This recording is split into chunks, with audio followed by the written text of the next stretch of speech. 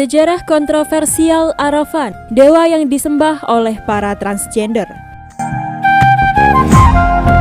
Masih dengan Mahabharata, setelah saya berhasil menemukan tokoh minor Princess Madhavi yang dikutuk perawan selamanya, kini saya bertemu tokoh minor lainnya, yaitu Arafan, sosok dewa yang disembah oleh komunitas transgender dan LGBTQ di India, di mana dari keturunannya lah para transgender dikatakan telah lahir.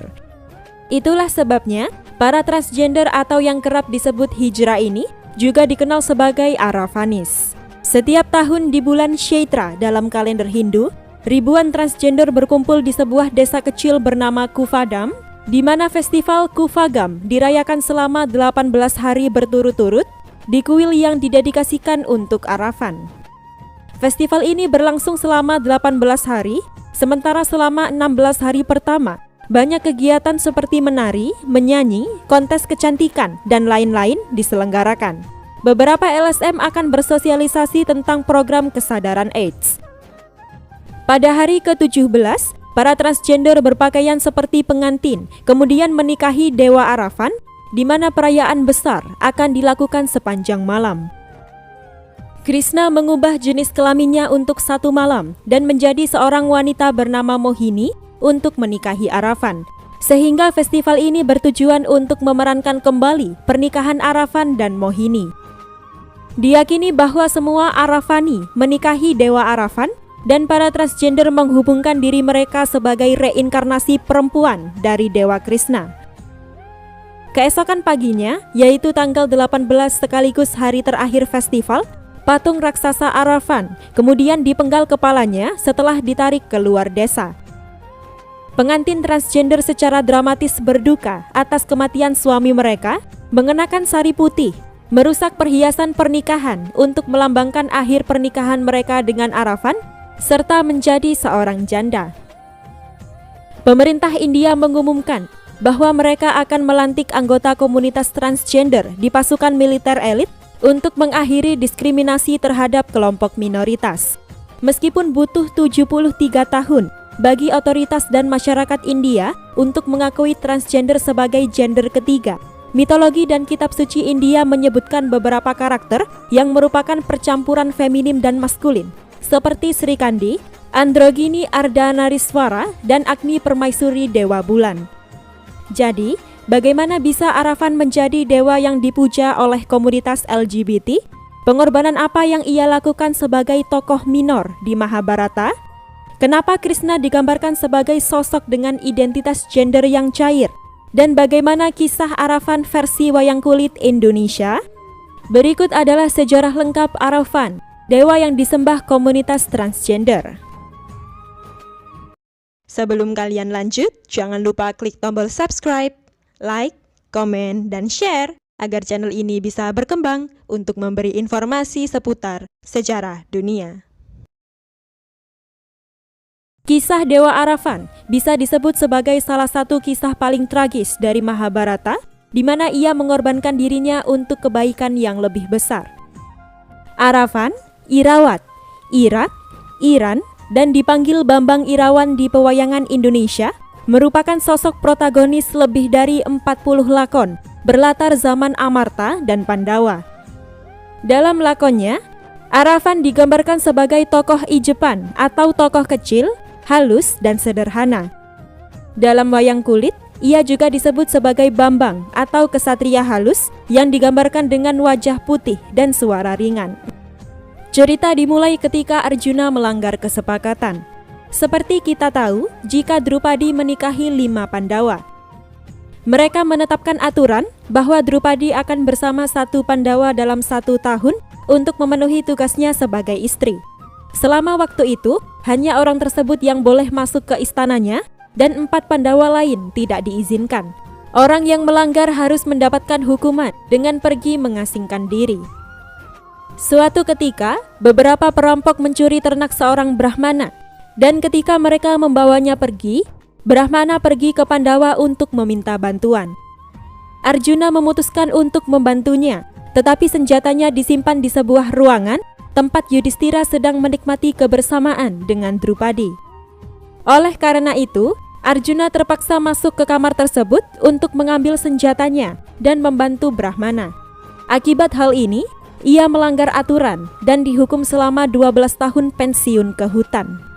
Dalam perjalanan dari satu tempat ke tempat lain, Arjuna tiba di sumber sungai Gangga dan memutuskan menetap di sana sementara waktu. Suatu ketika, ia bersuci dengan air Gangga dan diseret ke dalam air oleh Ulupi, seorang putri naga. Ulupi mengungkapkan hasratnya kepada Arjuna, tetapi Arjuna menyangkalnya dan mengatakan bahwa ia seharusnya selibat selama 12 tahun untuk pengasingannya. Ulupi kemudian mengancam akan melakukan bundir jika keinginannya tidak dipenuhi. Daripada bertanggung jawab atas kematian seorang wanita, Arjuna lebih memilih untuk membatalkan hutang selibatnya dan menghabiskan malam bersama Ulupi. Keesokan paginya, setelah berpamitan dengan Ulupi, ia melanjutkan perjalanannya, sementara Ulupi akhirnya melahirkan anak mereka, yaitu Arafan. Arafan tumbuh bersama ibunya di wilayah Naga, dan ketika ia mendengar bahwa Arjuna telah pergi ke surga, ia pergi ke sana untuk menemuinya. Mendekati ayahnya, ia berbicara kepadanya, "Saya Arafan, putra Anda dari Ulupi." Arjuna kemudian memeluk Arafan, dan mereka menghabiskan waktu bersama. Arjuna kemudian meminta pada putranya agar ketika pertempuran besar terjadi, ia membutuhkan bantuan Arafan, dan tentu Arafan menyanggupi permintaan ayahnya. Sekarang pertempuran telah dimulai. Arafan datang ke Kurusetra ditemani oleh banyak kuda surga. Kuda-kuda ini memiliki kekuatan untuk melakukan perjalanan di atas tanah, menginjak-injak tentara musuh yang mendekat, serta ia berhasil menghancurkan garis musuh. Prajurit Gandhara kemudian menghancurkan garis pertahanan Pandawa.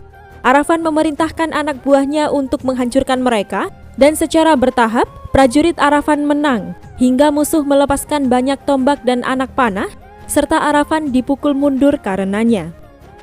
Bahkan setelah 7 hari perang Kurusetra, tampaknya tidak ada pihak yang menang. Oleh karena itu, Krishna memutuskan bahwa pengorbanan manusia dari seseorang yang membawa 36 tanda keberuntungan harus dilakukan untuk menyenangkan Dewi Perang, yaitu Dewi Kali. Prosesi pengorbanan ini disebut Kalapali, yang berarti pengorbanan ke medan perang. Diyakini bahwa siapapun yang melakukan pengorbanan ini dapat memastikan jika ia yang akan menang di medan perang. Saat itu, hanya ada 3 prajurit di pihak Pandawa yang memiliki tanda-tanda ini, yaitu Arjuna, Krishna, dan Arafan. Dan di antara mereka, Arafan mengajukan diri untuk dikorbankan. Oleh karena itu, Krishna meyakinkannya untuk mengorbankan dirinya demi tujuan yang lebih besar. Arafan adalah seorang pejuang yang hebat dan tidak memiliki masalah dengan hal itu. Tetapi ia meminta sebanyak 3 anugerah pada Dewa Krishna. Pertama, ia ingin mati secara heroik di medan perang. Kedua, ia ingin melihat seluruh perang selama 18 hari. Sementara anugerah ketiga sebenarnya hanya ditemukan dalam ritual rakyat, yaitu ketika Arafan yang belum menikah tidak ingin mati sebagai bujangan. Masalahnya, Pandawa tidak dapat menemukan seorang wanita yang akan menjadi istrinya untuk 1 malam dan menghabiskan sisa hidupnya sebagai seorang janda. Oleh karena itu, Dewa Krishna mengambil bentuk Mohini dan menikahi Arafan. Mereka menghabiskan malam bersama, dan ketika keesokan harinya, Arafan mengorbankan dirinya di hadapan Dewi Kali untuk memastikan kemenangan Pandawa.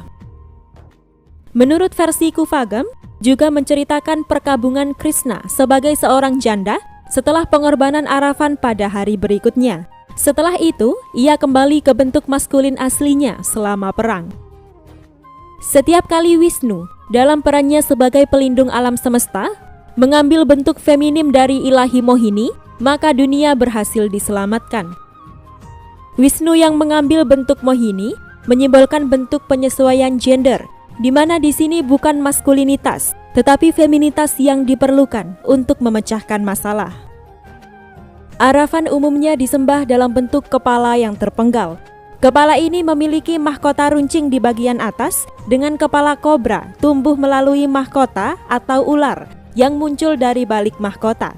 Ia memiliki 2 gigi taring besar yang keluar dari mulutnya dan 2 mata besar yang tampak merah dan kumis yang besar. Ia memakai tilak di dahi serta anting-anting di telinganya yang besar. Pada pandangan pertama, itu tampak seperti kepala raksasa. Biasanya, kepala ini terbuat dari kayu dan portable yang biasanya banyak ditemukan di candi-candi Drupadi. Penyembahan Drupadi dan Arafan lazim dilakukan terutama di India Selatan. Terdapat berhala penuh Arafan di kuil Kufagam, di mana mereka tidak memiliki gigi taring yang menonjol. Suatu hari, sutradara Australia Leslie kebetulan bertemu dengan seorang anak laki-laki berpakaian sari di sebuah desa di Tamil Nadu. Leslie mengungkapkan, pria itu bercerita bagaimana ibunya membawanya ke kuil Arafan ketika ia masih bayi dan ia sakit-sakitan. Ibunya memohon kepada Dewa Arafan untuk menyembuhkan putranya seraya bersumpah. Anak laki-laki tersebut akan beribadah setiap tahun di Festival Arafan sebagai salah satu pengantin dewa. Dan tentu saja, banyak transgender yang akan menjadi pengantin dalam satu hari. Saya terpesona oleh sikap acuh tak acuh pemuda tersebut, di mana dalam memenuhi kewajiban tahunannya untuk terlibat dalam fluiditas gender. Saya mulai mengunjungi kuil Arafan, berbicara dengan para tetua, serta menghadiri festival. Sekarang, Bride of Arafan, film drama pendek ini akan dibuat oleh sutradara Leslie serta Yatra Srinivasan di desa Tamil Nadu pada tahun 2019 dengan bantuan dana donatur serta didukung langsung oleh inisiatif pemerintah Australia. Lalu, bagaimana pewayangan Indonesia melihat sosok Arafan? Seperti yang saya sebutkan, Arafan memiliki 40 lakon, dan diantaranya adalah lakon Irawan Rabi atau Pernikahan Irawan, Irawan Maling yang menceritakan duelnya dengan Angkawijaya, Partawijaya yang menggambarkan kemenangan Arjuna, serta lakon Serat Gambir Anom yang ditulis dalam syair Macapat oleh Pujangga Mangkunegara IV. Seperti di India, Irawan digambarkan sebagai putra Arjuna dan Ulupi. Bedanya di India, Ulupi adalah seorang putri naga, sementara di pewayangan Indonesia, ia adalah putri seorang Resi Kanwa. Arafan disebut Bambang Irawan yang menikah dengan Titi Sari, putri Dewa Krishna. Ia menjadi penguasa kerajaan Rencang Kencana dan kemudian disebut Prabu Gambir Anom. Baik Arjuna maupun Duryudana menginginkan putra mereka sendiri untuk menikahi putri Krishna, Titi Sari. Perebutan Titi Sari semakin diperumit ketika Raja Raksasa juga menginginkannya sebagai pengantin. Raja Raksasa kemudian berniat menculik Titi Sari karena ia khawatir jika Krishna menertawakannya karena ia ingin menikahi putrinya. Pada akhirnya, baik Duryudana dan Raja Raksasa telah dikalahkan. Arafan tewas dalam duel di Baratayuda bersama dengan musuhnya yang seorang raksasa, Kalasrenggi. Setelah mendengar kisah ini, bagaimana sosok Dewa Arafan di mata kalian? Bagaimana bisa ia dipuja oleh komunitas transgender di India? Tolong beritahu pendapat kalian di kolom komentar. Terima kasih sudah menonton video ini dari awal sampai akhir. Jika kalian suka dengan video ini, jangan lupa klik tombol subscribe, like, komen, dan share agar channel ini bisa berkembang untuk memberi informasi seputar sejarah dunia. Sampai jumpa di video selanjutnya.